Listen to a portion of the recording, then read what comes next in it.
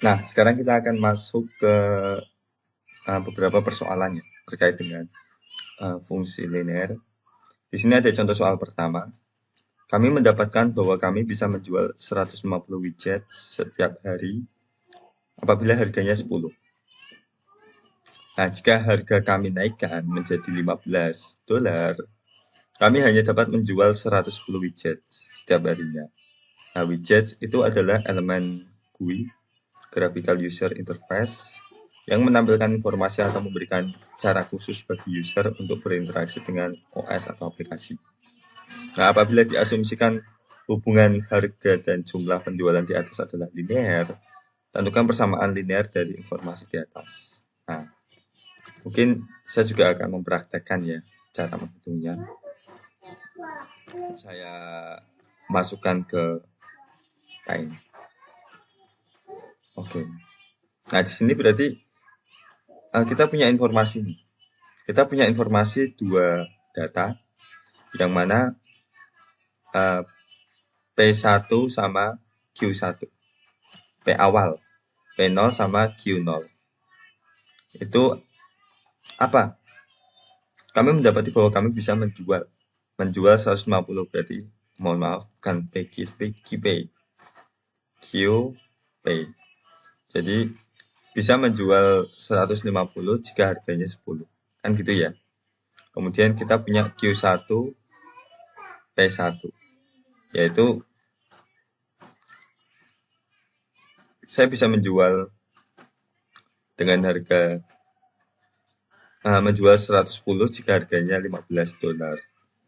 Nah, ini sesuai dengan ini ya yang sudah disampaikan. Nah, kemudian kita tahu persamaan garis itu apa?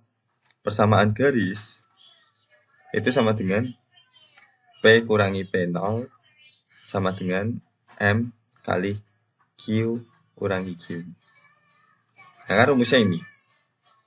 Kalau saya masukkan langsung, P kurangi P0 apa P0? 10. Harganya awal.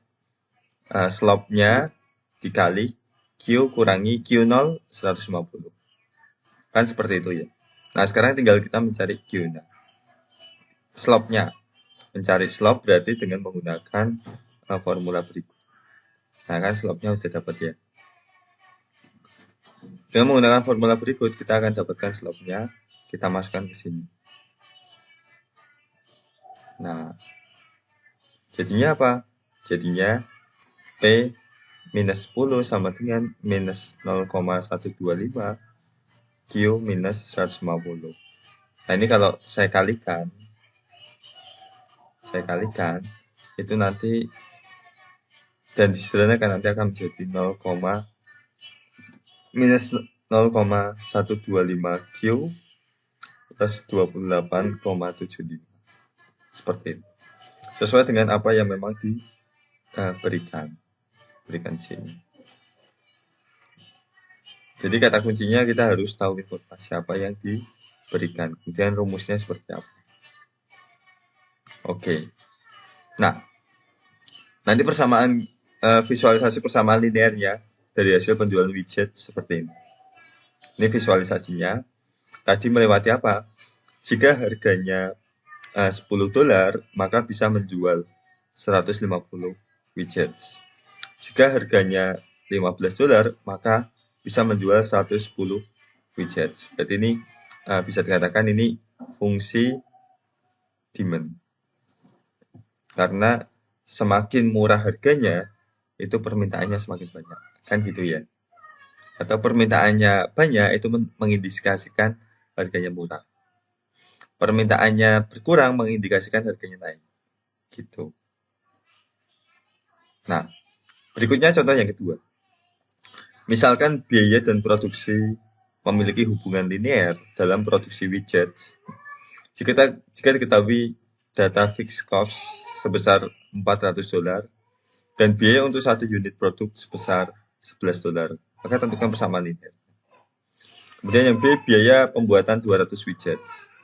Nah, sekarang kita tahu persamaannya kan P sama dengan MQ plus B. MQ plus B. Nah, B ini apa? B itu merupakan fixed cost dan M itu merupakan biaya per unit. Itu udah Udah rumusnya. Nah, berarti di sini fixed cost-nya berapa? 400. Berarti B-nya 400. Biaya untuk membuat satu unit berapa? $11. Berarti ini sebagai M. Ini sebagai B. Berarti P sama dengan 11Q plus 400. Nah, ketika kita udah tahu persamaannya ini, kita bisa memprediksi berapapun penjualannya. Kita bisa memprediksi dengan Excel pun bisa. Jadi di sini misalkan nih saya coba prediksi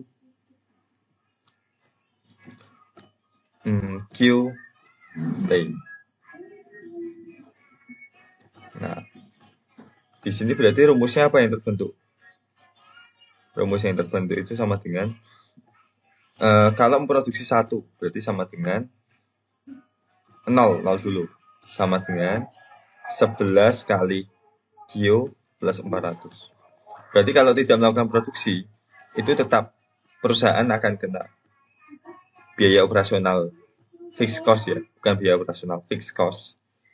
Jadi ini tidak menguntungkan, perusahaan harus tetap memproduksi.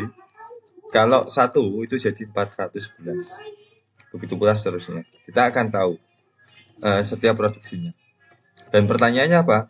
Biaya yang dibutuhkan untuk produksi 200 widget. Jadi 200 widget akan mendapatkan biaya, membutuhkan biaya $2.600. Ya. Jadi biayanya sebesar $2.600. Nah, seperti ini gambarannya. Nah, kemudian saya menerangkan ada yang namanya piece function. Piecewise function itu merupakan fungsi yang terpotong-potong. Contoh piecewise function sebagai berikut. Di sini berarti ada dua fungsi yang mana dipotong. Satu fungsi yang punya dua aturan. Maaf. Ini untuk yang fx sama dengan 1 min x jika x kurang dari atau sama dengan 1 dan x kuadrat jika x lebih dari 1, itu batasnya 1. Berarti kalau di daerah yang kurang dari atau sama dengan 1, fx-nya memiliki rumus 1 min x. Kalau yang lebih dari 1, fx-nya memiliki rumus x kuadrat. Nah, gambarnya sebagai berikut. Kenapa harus mengenal piecewise function? Karena nanti kalian akan mendapatkan beberapa kasus yang berkaitan dengan piecewise function. Jadi kalian perlu tahu. Nah, salah satu contohnya ini. Sarah dibayar $500 untuk bekerja hingga 40 jam per minggu. Untuk bekerja melebihi 40 jam per minggu, ini minggu ya. Per minggu dia dibayar, ini salah juga. Dia dibayar $18 per jamnya. Berarti ada tambahan. Per jam sisanya melebihi. Nah, bahasa matematika untuk menggambarkan penerimaan gaji Sarah bagaimana? Gitu. Berapa banyak Sarah dibayar jika ia bekerja selama 56 jam? Berapa banyak Sarah dibayar jika ia bekerja selama 30 jam? Nah, ini saya akan menggambarkannya dalam Paint ya. Mungkin saya akan mengcopy paste soalnya saja. Oke, seperti ini. Aturannya di sini Sarah adalah pegawai, bisa pegawai tetap atau pegawai kontrak profesional yang dia akan mendapatkan gaji minimal 500 gitu ya. Jadi asumsikan pekerjaan Sarah itu bukan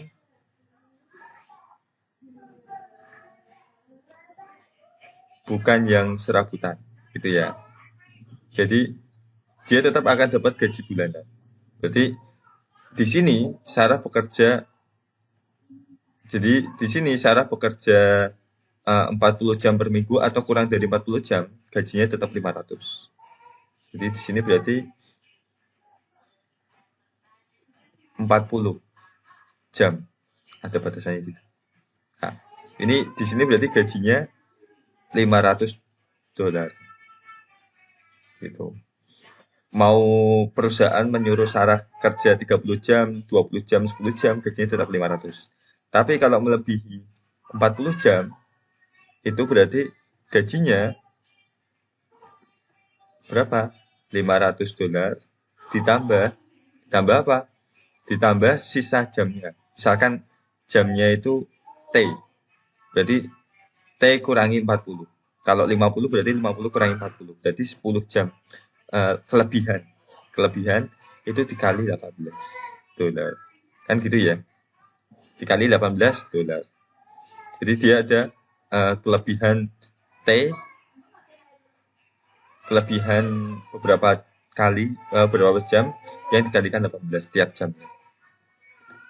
Jadi fungsinya bagaimana? Fungsinya fx sama dengan, nah ini fx, kita pakai P ya, penerimaan Sarah, gajinya Sarah itu 500 jika T-nya 500 jika T-nya kurang dari sama dengan 40 jam. Nah, kemudian apa lagi nih? 500 plus T min 40 kali 18 jika T-nya lebih dari 40. Gitu. Lebih dari 40. Nah, ini adalah model yang cocok untuk kasusnya Sarah. Terus, bagaimana cara mengimplementasikannya? Dengan menggunakan aplikasi apa? Kita bisa menggunakan aplikasi Excel. Nah, ini mungkin saya akan memberikan contohnya. Oh, ini terlalu besar. Nah, ini. Oke, cukup. Nah, berarti sekarang ini waktu, ini gaji. Atau year. Gitu ya. Year. Nah,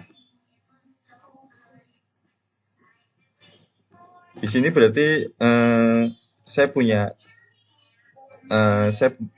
Sarah punya standar ya, bekerja selama ya katakanlah 5 kemudian 10, misalkan patokannya 5, 10, 15. Saya kasih datanya ini aja. Salah. Jadi saya memberikan data per 5 jam. Berarti ini udah lemburan. Ya.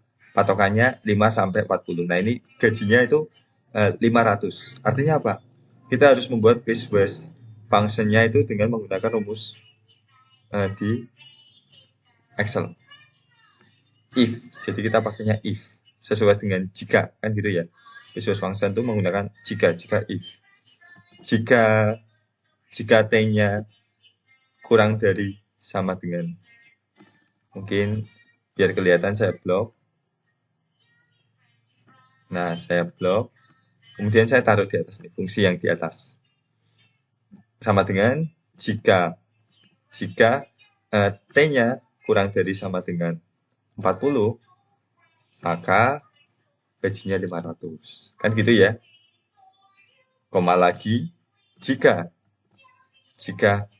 T-nya lebih dari 40, maka gajinya berapa? 500 ditambah kurung T kurangi 40 dikali 18. Nah, ini. Jadi ketika si Sarah hanya kerja 5 jam, 400. Sampai 40 gajinya 500 semua. Tapi ketika ada kenaikan, nah tentunya akan meningkat. Nih. Grafiknya seperti apa grafiknya? Kita bisa ngeblok semua di blok. Setelah itu insert, sketcher. Nah, gajinya sebagai berikut ya. Gajinya Sarah sebagai berikut. Nah, jadi kalau udah melebihi 40 itu baru ada kenaikan. Oke, jadi pertanyaan berikutnya apa? Berapa banyak Sarah dibayar jika ia bekerja selama 56 jam dan 30 jam? Oke, berarti pertanyaannya berikutnya itu kalau 56 jam berapa? Kita udah bikin rumusnya, jadi tinggal copy paste. $788. Kalau 30 jam berarti $500. Nah, Ketika kita udah punya fungsinya ini, maka tinggal kita mendata kerjanya Sarah, kemudian dimasukkan fungsi, selesai. Tidak perlu menghitung ulang terus-menerus. Nah, oke, apakah benar? Benar ya, 56 jam dapat gaji $788. Dan kalau 30 jam mendapat gaji tetap $500. Nah, itu terkait contoh soalnya. Berikutnya kita akan membahas mengenai model pendekatan data. Oke, semoga bermanfaat.